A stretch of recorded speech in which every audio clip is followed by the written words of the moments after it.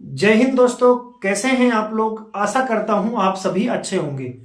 दोस्तों, आज की इस वीडियो में हम लोग आपका रेलवे एएलपी और टेक्नीशियन की भर्ती की कंप्लीट जानकारी आपको देने जा रहे हैं। तो अगर आप हमारे चैनल पर नए हैं तो चैनल को सब्सक्राइब कर लीजिए, साथ ही बेल वाला आइकन जरूर दबाइए ताकि आने वाले वीडियो का नोटिफिकेशन आप तक सबसे पहले पहुंचे। तो आइए स्टार्ट करते हैं। तो अगर हम बात करें कि आपके कितने पदों पर वैकेंसी आ रही है, तो ये लगभग 45,000 से अधिक पदों पर आपके लिए बहुत ही बम्पर वैकेंसी देखने को मिलेगी। ठीक है, अगर हम बात करें आपके आवेदन के लिए, तो जनवरी महीने में आपके फॉर्म फिलअप होने की पूरी संभावना यहां पर बताई जा रही है। जैसा कि आपको पता होगा कि हाल ही में अभी रेलवे की ओर से एक लेटर जारी किया गया है जिसमें बताया गया है कि क्या आपकी एजुकेशनल क्वालिफिकेशन होगी एएलपी के लिए। तो बहुत ही जल्द अब आपके सामने वैकेंसी का पिटारा खुलने वाला है। ठीक है, तो अगर हम बात करें तो आपके फॉर्म फिलअप यहां पर जनवरी महीने में 2024 में होने की यहां पर पूरी संभावना बताई जा रही है। ठीक है, अगर हम बात करें आवेदन शुल्क की कि अगर आप फॉर्म भरेंगे एएलपी और टेक्नीशियन का, तो आपको, अगर आप यूआर कैटेगरी से हैं, ओबीसी कैटेगरी से हैं, ईडब्ल्यूएस कैटेगरी से हैं, तो आपको 500 रुपए पेमेंट करना होगा। लेकिन अगर आप एससी एसटी या पीडब्ल्यूडी कैंडिडेट हैं या अगर आप फीमेल कैंडिडेट हैं तो आपको मात्र यहां पर 250 रुपए पेमेंट करना होगा। ठीक है, अगर हम बात करें आयु सीमा की, तो अगर आप यूआर कैटेगरी या फिर ईडब्ल्यूएस कैटेगरी से हैं तो आपकी एज जो है 18 साल से 30 साल के बीच में होनी चाहिए। लेकिन अगर आप ओबीसी कैटेगरी से हैं तो आपकी उम्र 18 साल से 33 साल तक होनी चाहिए, क्योंकि यहां पर 3 साल की छूट मिलती है ओबीसी कैटेगरी वालों को। और अगर आप एससी या फिर एसटी कैटेगरी से हैं तो आपकी उम्र 18 साल से 35 साल के बीच में होनी चाहिए, क्योंकि इनको 5 साल की छूट मिल जाती है। ठीक है, हम बात करते हैं शैक्षणिक योग्यता की कि क्या योग्यता हो, क्या आपने पढ़ाई की हो कि आप इसके लिए फॉर्म भर सकें। तो अगर हम बात करें एएलपी के लिए, तो एएलपी के लिए 10वीं के साथ आपका आईटीआई या फिर अगर आपने बीटेक किया है तो भी आप फॉर्म भर सकते हैं। लेकिन आपका किसमें आईटीआई या बीटेक होना चाहिए? देखिए, इलेक्ट्रिकल इंजीनियरिंग या मैकेनिकल इंजीनियरिंग या इलेक्ट्रॉनिक्स या तो ऑटोमोबाइल इंजीनियरिंग।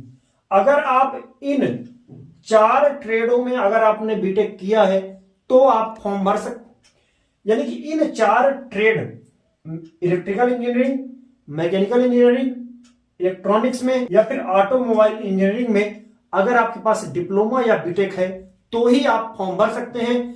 इसके अलावा सिविल, कंप्यूटर साइंस, आईटी, ये सब फॉर्म नहीं भर सकते। ठीक है, ये जो ट्रेड लिखे हैं 4 ट्रेड, इन्हीं ट्रेड में अगर आपके पास आईटीआई या बीटेक है तो आप फॉर्म भर सकते हैं, अन्यथा आप फॉर्म नहीं भर सकते। ठीक है, अगर हम बात करें टेक्नीशियन भर्ती का, तो आपका 12वीं होना चाहिए पीसीएम के साथ, तो आप फॉर्म भर सकते हैं, अन्यथा आप फॉर्म नहीं भर सकते।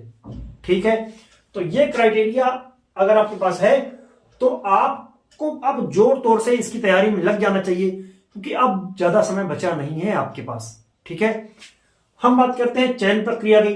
तो पहले होगा आपका सीबीटी, फिर आपका सीबीटी 2, सीबीटी 1 के बाद सीबीटी 2, फिर आपका साइको टेस्ट होगा एएलपी के लिए, टेक्नीशियन में नहीं होता।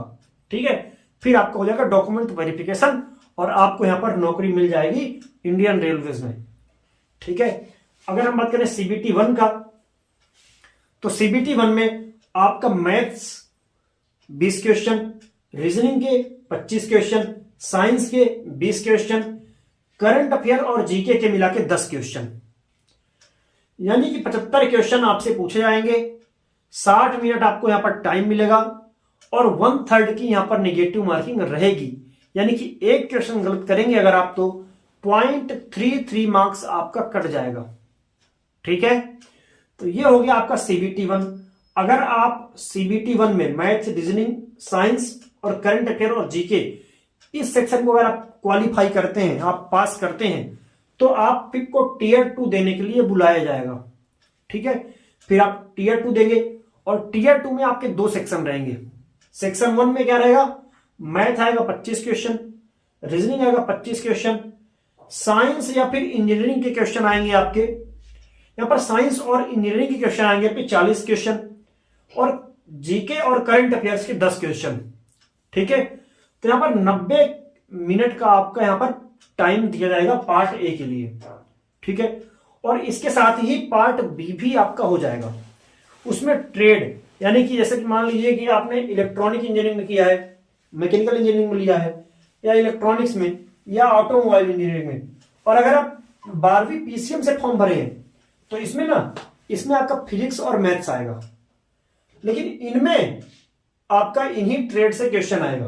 जैसे इलेक्ट्रॉनिक्स का आ गया, या मैकेनिकल इंजीनियरिंग का आ गया, या तो ऑटोमोबाइल इंजीनियरिंग का आ गया, तो आप जो सेलेक्ट करेंगे आपसे उन्हीं में से क्वेश्चन पूछे जाएंगे।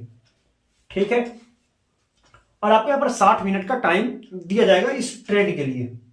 जो पार्ट बी है आपका, इसके लिए आपको 60 मिनट का समय दिया जाएगा। तो पार्ट ए और पार्ट बी दोनों को मिला के आपके 175 क्वेश्चन पूछे जाएंगे, 175 क्वेश्चन। ठीक है, और आपको टाइम मिलेगा दोनों को मिला के 150 मिनट, यानी कि आपको यहां पर 2.5 घंटे का टाइम दिया जाएगा टीयर 2 के लिए या सीबीटी 2 के लिए। फिर आपका, अगर आप टेक्नीशियन के लिए अप्लाई किए थे तो आपका डॉक्यूमेंट वेरिफिकेशन हो जाएगा और आपका यहां पर सिलेक्शन भी हो जाएगा। लेकिन अगर आप एएलपी के लिए अप्लाई किए होंगे तो आपको यहां पर साइको टेस्ट भी कराया जाएगा, फिर आपका डॉक्यूमेंट वेरिफिकेशन होगा और फिर आपको यहां पर नौकरी मिल जाएगी इंडियन रेलवेज में। ठीक है, तो आशा करता हूं कि ये कंप्लीट जानकारी आपको पसंद आई होगी, आपको जो सारी जानकारी समझ में आई होगी। अगर आपको कोई भी डाउट है तो आप कमेंट में पूछ सकते हैं। ठीक है, अगर आपको वीडियो पसंद आता है तो वीडियो को लाइक करें, शेयर करें और चैनल को सब्सक्राइब करें। साथ ही बेल वाला जो आइकन है वो जरूर दबाइएगा, ताकि आने वाले वीडियो का नोटिफिकेशन आप तक सबसे पहले पहुंचे। धन्यवाद।